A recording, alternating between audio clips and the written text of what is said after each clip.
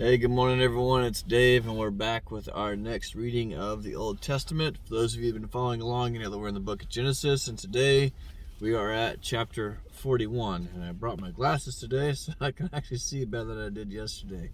That was a struggle.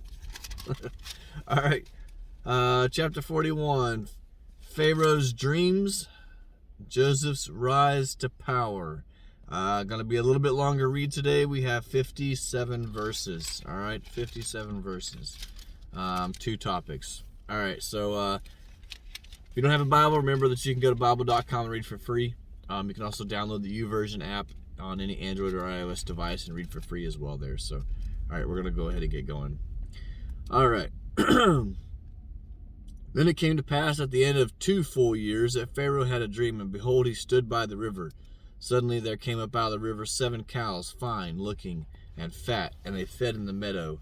Then behold, 7 other cows came up out after them of the river, ugly and gaunt, and stood by the other cows on the bank of the river. And the ugly and gaunt cows ate up the 7 fine looking and fat cows.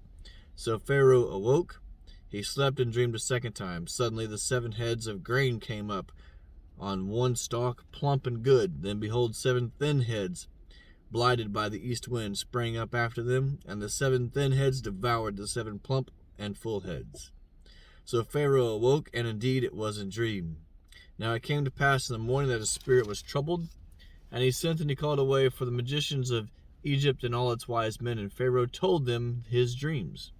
But there was no one who could interpret them for Pharaoh.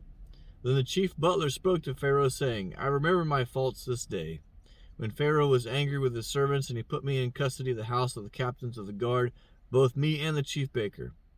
We each had a dream in one night, he and I. Each of us dreamed according to the interpretation of his own dream. Now there was a young Hebrew man there with us, a servant of the captain of the guard, and we told him, and he interpreted our dreams for us. To each man he interpreted according to his own dream, and it came to pass just as he interpreted it for us, so it happened. He restored me to my office, and he hanged him. Then Pharaoh sent and called Joseph, and they brought him quickly out of the dungeon. And he shaved, changed his clothes, and came to Pharaoh. And Pharaoh said to Joseph, I have had a dream, and there is no one who can interpret it. But I have heard it said of you that you can understand a dream and interpret it. So Joseph answered Pharaoh, saying, It is not in me. God will give Pharaoh an answer of peace. Then Pharaoh said to Joseph, Behold, in my dream I stood on the bank of the river. Suddenly 7 cows came up out of the river, fine looking and fat, and they fed in the meadow.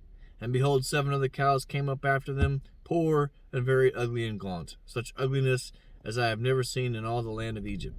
And the gaunt and ugly cows ate up the first 7 and the fat cows. When they had eaten them up, no one would have known they had eaten them, for they were just as ugly as the beginning. Ooh. So I awoke, and I saw my dream, and suddenly 7 heads came up on one stalk, full and good. Then behold, 7 heads, withered, thin, and blighted by the east wind, sprang up after them, and the thin heads devoured the 7 good heads. So I told this to the magicians, but there was no one who could explain it to me. Then Joseph said to Pharaoh, The dreams of Pharaoh are one. God has showed Pharaoh what he is about to do. The 7 good cows are 7 years, and the 7 good heads are 7 years, and the dreams are one. And the 7 thin and ugly cows which came up after them are 7 years, and the 7 empty heads blighted by the east are 7 years of famine. This is a thing which I have spoken to Pharaoh. God has shown Pharaoh what he is about to do. Indeed, 7 years of great plenty will come out of the blight, will come throughout all the land of Egypt. But after them 7 years of famine will arise, and all the plenty will be forgotten in the land of Egypt, and famine will deplete the land. So the plenty will not be known in the land because of the famine following, for it will be very severe. And the dream was repeated to Pharaoh twice, because the thing is established by God, and God will shortly bring it to pass. Now therefore, let Pharaoh select a discerning and wise man, set him over the land of Egypt. Let Pharaoh do this, and let him appoint officers over the land to collect 1/5 of the produce of the land of Egypt in the 7 plentiful years. And let them gather all the food of those good years that are coming, and store up grain under the authority of Pharaoh. And let them keep food in the cities, Then the food shall be as a reserve for the land for the 7 years of famine, which shall be in the land of Egypt, that the land may not perish during the famine. So the advice was good in the eyes of Pharaoh and the eyes of all of his servants. And Pharaoh said to the servants, Can we find such a one as this, a man in whom is the Spirit of God?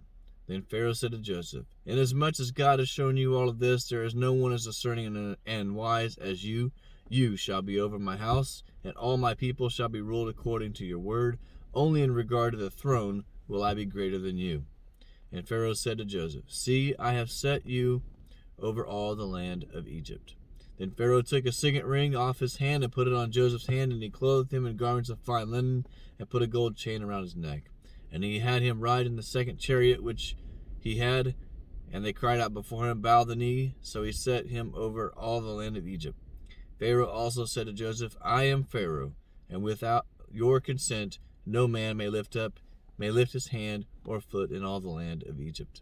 And Pharaoh called Joseph's name Zaphnath-Paneah, and he gave him as a wife Asenath, the daughter of Potiphera, priest of On.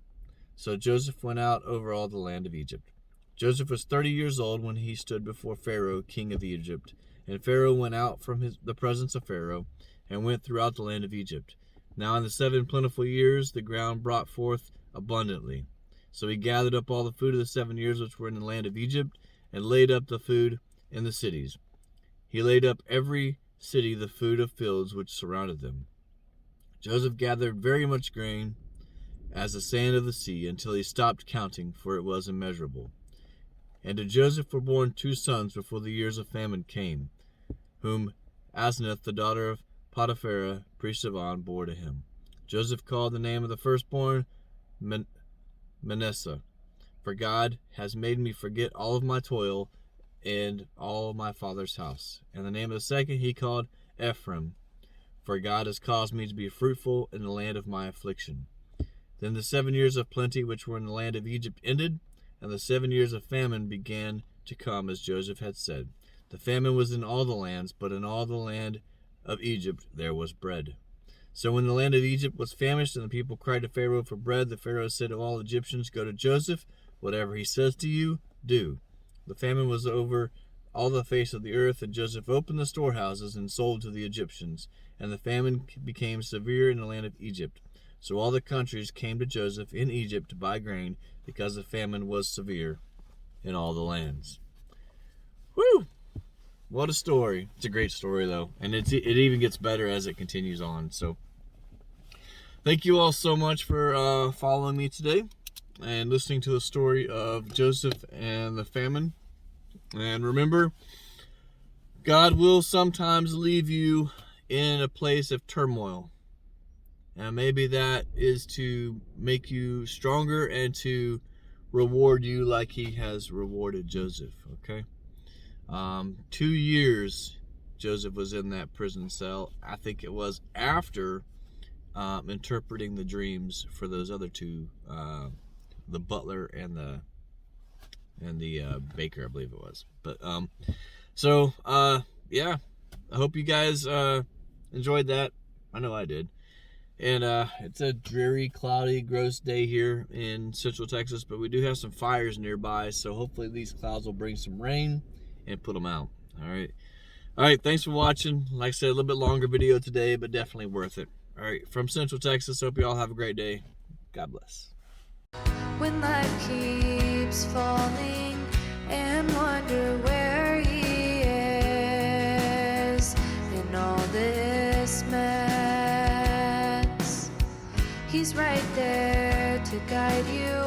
Unseen, you're not alone.